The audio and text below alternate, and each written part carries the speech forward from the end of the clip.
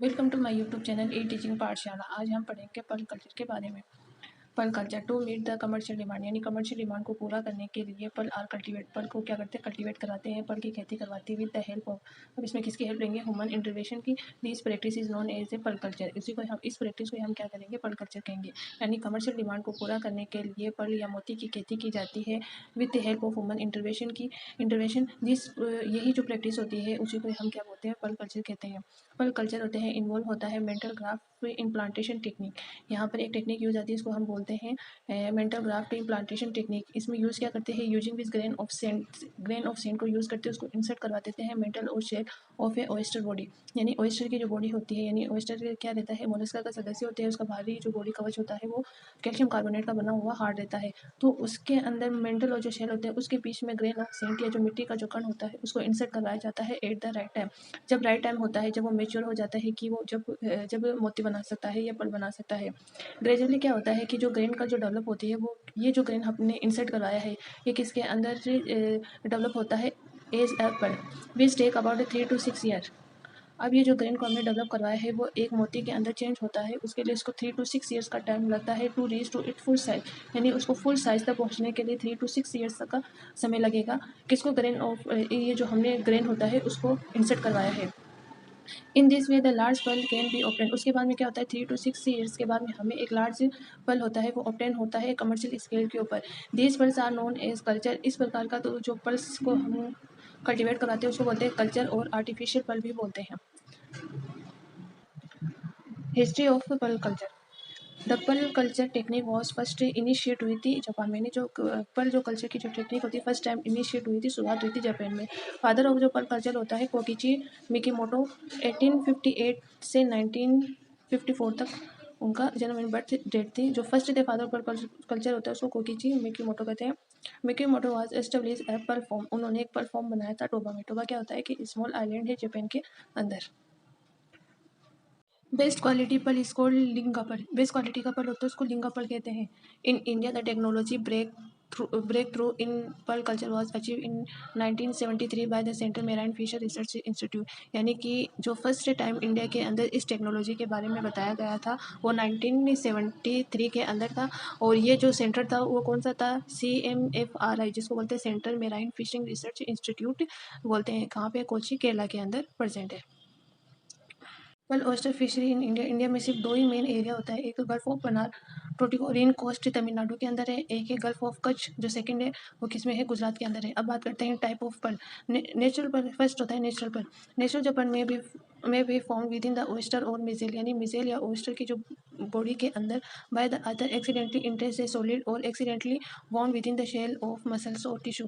यानी क्या होता है? जो नेचुरल पर्ल होता है फॉर्म्ड होने के लिए ओयस्टर या जो मिजेल होता है उसके अंदर एक्सीडेंटली क्या होता है? इंट्रेंस कर जाता है या इंटर कर जाता है कोई सॉलिड होता है, या एक्सीडेंटली क्या होता है जो शेल होता है उसकी जो मसल होती है टिश्यू के अंदर बाउंड हो जाता है या घाव हो जाता है या इंजरी हो जाती है तब। तो pearl so produce are called natural pearl, यानी ये नेचुरल तरीके से ही होता है और एक्सीडेंटली होता है। इसी वजह से इसको हम क्या बोलते हैं? नेचुरल पर्ल कहते हैं। It is a very rare, ये बहुत ही रेयर होती है बिकॉज एक्सीडेंटली ओरिजिन, यानी एक्सीडेंटली ही ओरिजिन रहेगा। कब हो जाए कैसे हो जाए ये हम कह नहीं सकते। सेकंड आता है कल्चर पर्ल। कल्चर जो पर्ल होते हैं वो प्रोड्यूस होता है बाय ह्यूमन इंटरफेरेंस से, यानी ह्यूमन के द्वारा जो कल्चर करवाया जाता है उसको कल्चर पर्ल कहते हैं। आर्टिफिशियल पर्ल होते हैं। आर्टिफिशियल के अंदर क्या होता है? Such pearl are cheap, limitation cheap होते हैं, जिसको हम बना सकते हैं प्लास्टिक से, ग्लास से, फिश स्केल से, एक्सेट्रा से बना सकते हैं। एंड इट आर्टिफिशियल होता है, लूस्टर होता है। इन सब का यूज़ करके हम क्या कर सकते हैं? आर्टिफिशियल पर्ल को बना सकते हैं। अगर हम देखें जैसे कि ये आर्टिफिशियल पर्ल है, ये नेचुरल पर्ल है। थिन कोटेड नेकरे, यानी जो नेकरे होते हैं वो थिन होते हैं। नॉन पर्ल बॉडी, ये क्या रहेगी? नॉन पर्ल बॉडी होगी। यानी कि हम एक तरीके से बोल सकते हैं कि जो पर्ल होते हैं वो नकली है या असली है, नेचुरल है या आर्टिफिशियल है, उसका हम इस तरीके से हम पता। जैसे कि अगर होते हैं जो कि नेकरे की जो लाइन होती है वो अगर इस तरीके से सीधे हैं तब तो वो क्या होती है? आर्टिफिशियल पर्ल है। और अगर जो नेचुरल जो पर्ल होगा तो नेकरे इस तरीके से क्या होता है? वो कंसेंट्रिक होगा, यानी इससे केंद्रित होता है। इस तरह से क्या होता है? इसमें लाइन्स बनी हुई होते हैं। ये होता है नेचुरल पर्ल की निशानी कि हाँ ये नेचुरल है और ये क्या रहेगा? आर्टिफिशियल रहेगा। क्योंकि नेकरे की जो लाइन होती है वो इस तरीके से क्या होता है? सीधी रहेगी और इसमें क्या रहेगी? कंसेंट्रिक रहेगी या संकेंद्रित रहेगी। फिर basic structure of pearl formation actual में होता क्या है, यानी कि हाउ पर्ल प्रोड्यूस। अब ये क्वेश्चन तो सबको आता ही है कि मन में कि किस तरीके से जो पर्ल होता है जो प्रोड्यूस होता है। तो हम देखते हैं कि जो pearl is secrete by the mantle.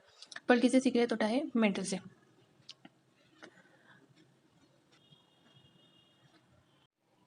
Perl is secrete by the mantle, pearl किससे सीक्रेट होता है? मेंटल से। Of a pearl oyster is a protection against foreign object, यानी जब सीक्रेट होता है जब मेंटल से, तो ये क्या करता है कि जो पर्ल ऑयस्टर होता है पर्ल जो ऑयस्टर होता है वो प्रोटेक्शन करता है अगेंस्ट फॉरेन ऑब्जेक्ट की, कोई भी फॉरेनर ऑब्जेक्ट होता है वो उसकी बॉडी में एंटर ना कर जाए। इनमें भी सेंट पार्टिकल्स हो सकते हैं, माइन्यूट लार्वा फॉर्म्स हो सकते हैं, एंड अदर सच थिंग, यानी कुछ भी हो सकता है, वो अपनी बॉडी में उसको एंटर करने से क्या करेगा? रोकेगा। To study formation of pearl is the essential to know the structure of the shell and the metal, यानी कि स्टडी की गई है कि जो पर्ल का फॉर्मेशन के लिए एसेंशियल है क्या? Structure of the shell and mantle, यानी मेटल और जो शेल की जो स्ट्रक्चर होती है वो एसेंशियल होती है कोई भी पर्ल फॉर्मेशन के लिए।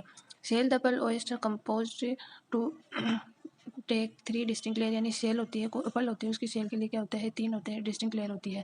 अब ये 3 जो डिस्टिंक्ट जो लेयर होती है वो क्या करती है? पर्ल फॉर्मेशन में उसकी हेल्प करेगी, किस तरीके से नेक्रे को सीक्रेट करेगी और किस तरीके से वो पर्ल को धीरे धीरे 3 to 6 ईयर्स के अंदर होते हैं पर्ल का फॉर्मेशन करवाएगी। 2 लेयर होती है, शेल होती है, मेंटल होते हैं। सबसे पहले शेल की बात करते हैं। शेल में 3 लेयर होती है, फर्स्ट, सेकंड, फोर्थ, थर्ड। इसके अंदर होती है पेरिओस्टेकम, ये होता है जो कि कॉन्चिलियन ट्रांसल्यूसिड मटेरियल, यानी कॉन्चिलियन की बनी हुई होती है। सबसे बाहर की जो लेयर होती है इसका काम होता है प्रोटेक्शन करवाना वीक कार्बोनिक एसिड से। सेकंड होती है उसको हम बोलते हैं पेरिस्मेटिक लेयर होती है। जो पेरिस्मेटिक जो लेयर होती है ये है कैल्शियम कार्बोनेट की बनी हुई होती है और ये क्या करती है? उसको रिजिडिटी और स्ट्रेंथ प्रोवाइड करवाती है। थर्ड जो लेयर होते हैं उसको हम बोलते हैं नेक्रे। ये रही जो नेक्रे, ये जो नेक्रे होती है इसको मदर ऑफ पर्ल भी बोलते हैं और ये क्या करती है? जो पर्ल फॉर्मेशन में इसकी हेल्प करती है। नेक्रे सीक्रेट लेयर होती है, एक जो सेंट होता है या जो ग्रेन और जो सेंट होता है उसको चारों तरफ क्या करेगी? नेक्रे को प्रोवाइड करा के उसका पर्ल का फॉर्मेशन करवाएगी। नेक्रे के नीचे क्या होते हैं? नेक्रे सीक्रेटिंग सेल्स होती है ऑफ मेंटल, यानी मेंटल के अंदर क्या होती है? नेक्रे सीक्रेटिंग लेयर होती है। ये इनको क्या करती है? सीक्रेट करती रहती है। इसके नीचे कनेक्टिव टिश्यू होती है और सिलेटेड एपिथेलियम की लेयर भी प्रेजेंट होती है। फर्स्ट हम पढ़ेंगे सबसे पहले पेरिओस्टेकम लेयर के बारे में। It is the outer most greenish brown colour के साथ ग्रेडिश ब्राउन होता है, थिन रहती है, ट्रांसल्यूसेंट क्लियर होती है, made up of the organic substance conchiolin, यानी ऑर्गेनिक सब्सटेंस कॉन्चिलियन की बनी हुई होती है। It is secrete by mantle, ये किससे सीक्रेट होती है? मेंटल से, यानी जो पेरिओस्टेकम होते हैं, पेरिस्मेटिक नेक्रेलेट, तीनों ही क्या करती है? सीक्रेट होती है मेंटल से ही। It serve to the protection the underline layer from the harmful effect of we carbonic acid in the water, यानी वाटर के अंदर जो भी कार्बोनिक जो एसिड होते हैं उनसे क्या करेगी? इन सबकी प्रोटेक्शन करेगी। ये सबसे आउटर लेयर होती है। तो ये आउटर लेयर होती है तो जितने भी जो हार्मफुल होते हैं इफेक्ट्स होते हैं उन सबसे उनकी प्रोटेक्शन करेगी। सेकेंड हम बात करते हैं पेरिस्मेटिक लेयर की। It is middle layer secret by metal, ये मिडिल लेयर होती है, ये भी किससे सीक्रेट होती है? मेटल से सीक्रेट होती है। This is the layer is made up of the minute crystal of calcium carbonate, ये क्रिस्टल ऑफ कैल्शियम कार्बोनेट की बनी हुई होती है। इट ये the strength and rigidity to the shell, ये शेल को क्या करती है? सेकंड लेयर होती है जो पेरिस्मेटिक होती है वो स्ट्रेंथ और रिजिडिटी प्रोवाइड करती है। थर्ड जो लेयर होती है उसको न्यूक्लियस लेयर कहते हैं, ये इनर मोस्ट लेयर होती है इन शेल की। It is the better known as, उसको हम क्या बोलते हैं? मदर ऑफ पर्ल भी कहते हैं। क्यों बोलते हैं? क्योंकि ये जो लेयर होती है रिस्पॉन्सिबल होती है for the formation of pearl के लिए। Consist of alternate layer calcium carbonate and the conchiolin, जो फर्स्ट जो लेयर होती है पेरिओस्टेकम उसके अंदर कॉन्चिलियन होता है, सेकंड होती है इसमें कैल्शियम कार्बोनेट होता है, और जो थर्ड लेयर नेक्लेस होता है उसके अंदर दोनों होता है, कैल्शियम कार्बोनेट भी होता है और कॉन्चिलियन भी होता है। This layer is also secrete by mantle, third layer होती है वो भी किससे सीक्रेट होती है? मेंटल से। And its function is the protection of delicated surface from harmful effect of foreigner particles, यानी इसका काम क्या होता है कि इसका जो फंक्शन होता है कि ये प्रोटेक्शन करती है हार्मफुल जो फॉरेनर जो पार्टिकल्स होते हैं उससे। That pearl are form due to irritation, जैसे ही पल का फॉर्म होती है तब किस कारण से होती है? ड्यू टू इरिटेशन कॉजेज होते हैं टू द मेंटल वाला जो हिस्सा होता है, जो मेंटल पार्ट होता है उसमें इरिटेशन कॉजेज होती है, इरिटेशन होती है और इसमें एंट्री होती है ऑफ द फॉरेनर बॉडी की। जैसे फॉरेनर बॉडी होती है एंटर कर जाती है तो इसमें इरिटेशन स्टार्ट हो जाती है मेंटल पार्ट में।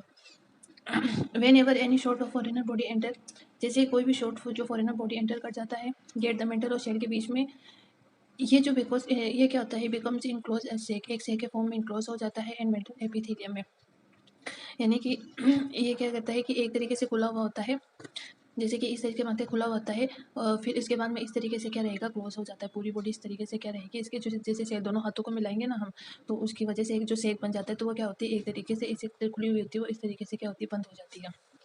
This foreigner body now act as the irritate stimulate, ये जो फॉरेनर जो बॉडी गई है वो इरिटेट करती है, स्टिमुलेट करती है मेंटल एपिथेलियम को, जिससे फिर जिस एपिथेलियम को स्टिमुलेट करेगी तो वहाँ से सीक्रेट होगा concentric layer of nacre. Concentric layer of, यानी कि इस तरीके से एक लेयर फिर दूसरी लेयर फिर तीसरी लेयर, इस तरीके से क्या होता है? लेयर का फॉर्मेशन होता रहेगा अराउंड द फॉरेनर बॉडी, और फॉरेनर बॉडी क्या रहेगी? बीच में रहेगी।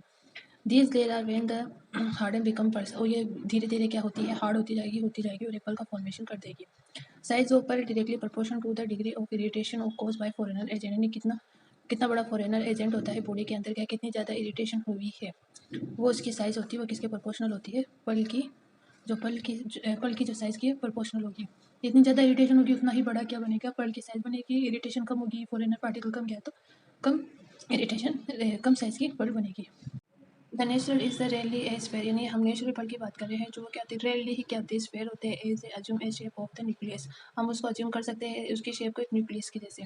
The process is very slow and continue, ये जो प्रोसेस होती है कंटिन्यू होती है और स्लो चलती है पूरी लाइफ के अंदर ओस्टर की। द वैल्यू ऑफ नेचुरल पल डिपेंड करता है उसकी साइज़ कैसी, शेप कैसी, कलर कैसा है, उसका लस्टर कैसा है। साइज, शेप, कलर, लस्टर होगा तो भी वो अच्छी कहलाएगी, और अगर इसकी ये चीज़ें अच्छी नहीं होती है तो उसकी डिमांड क्या रहेगी, कम रहेंगी। तो जो नेचुरल चप्पल होता है जिसको हम लिंक कपल कहते हैं, वो सबसे ज़्यादा महंगा, वो सबसे ज़्यादा बिकने वाला है। आई होप मेरा वीडियो आपको पसंद आया होगा। Please like, share and subscribe कीजिए और कमेंट कीजिए मुझे नेक्स्ट टॉपिक के लिए। नेक्स्ट लेक्चर में हम पढ़ेंगे पल फॉर्मेशन और पल culture technique. Thank you for watching my video.